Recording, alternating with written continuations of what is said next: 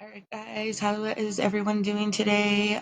Right now, we are going to be going over the hamstrings. Yes, the hamstrings innervate through the upper portion of the leg, but today we are going to be focused on the knee and the knee specifically. So, hamstrings at the knee. All right, you guys are going to hear me yap a lot, but I promise I will break this down in the easiest way possible. So the hamstrings is made up of a few different little muscles here. Not little, they are actually very helpful and useful and involved in our everyday life. Let's start with the biceps femoris. So it's going to be that large muscle right there. So for the long head of the bicep femoris, we have the ischial. Oh, just one second. Get this going. All right, we have the ischial tuberosity. That's going to be the origin. Then for the biceps femoris short head, we have the lateral lip of the linea aspera. Then we're going to move into semitendinosus. That is going to be the ischial tuberosity. And then for the semimembranosus, we have the same origin is the ischial tuberosity. You'll see both of those right there. And that is that origin for them for both of those muscles. Moving on into insertion. So insertion for the biceps short and the biceps long. We are going to have that head of that fibula right there. For semitendinosus, it's going to be the proximal medial surface of the tibia, so over in that area. And then for semimembranosus, we're looking at the medial condyle of the posterior tib.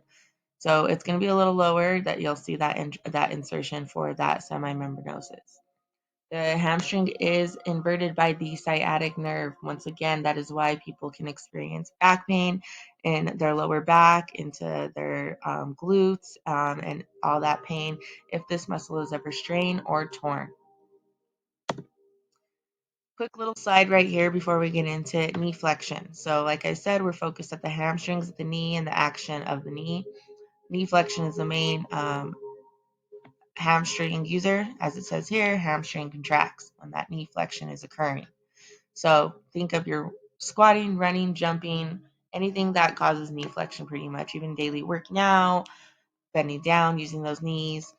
So most common injury in athletes, actually, here's a fun fact. After researching this a little bit, there is a 72% of athletes either strain, tear, or injure this muscle in their athletic career. And I'm talking professional athletes, most commonly football players, which, as you can imagine, that they are always in that lower position. Their knees are always flexed when at the line of play, and they're impacting off. So it's really a high possibility that they experience that flexor when that hamstring contracts and an injury caused to it. I'm going more in depth for you guys right here. So as you see that biceps femoris, we're going to see that a little more right here, that short and that long head. And then we have the semitendinosus. And then we have the semimembranosus over here. So it is on both sides. That semimembranosus is a little more it's a little more deep, and that semitendinosus actually sits on it. So this would be that semitendinosus on the side. So that semitendinosus is a little hidden, but is a little more deeper in the inside of the leg.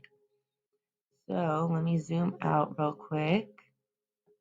I do not have. Oh, I do. Sorry about that. I do not have a proper way to show knee flexion on this, but as we look back at that picture, when that knee is flexing and coming backwards and that knee flexion is occurring, the hamstring muscle is being moved up. So that will be our line of pull. So we'll start here at the insertion and going upwards into that origin. That is going to be our line of pull.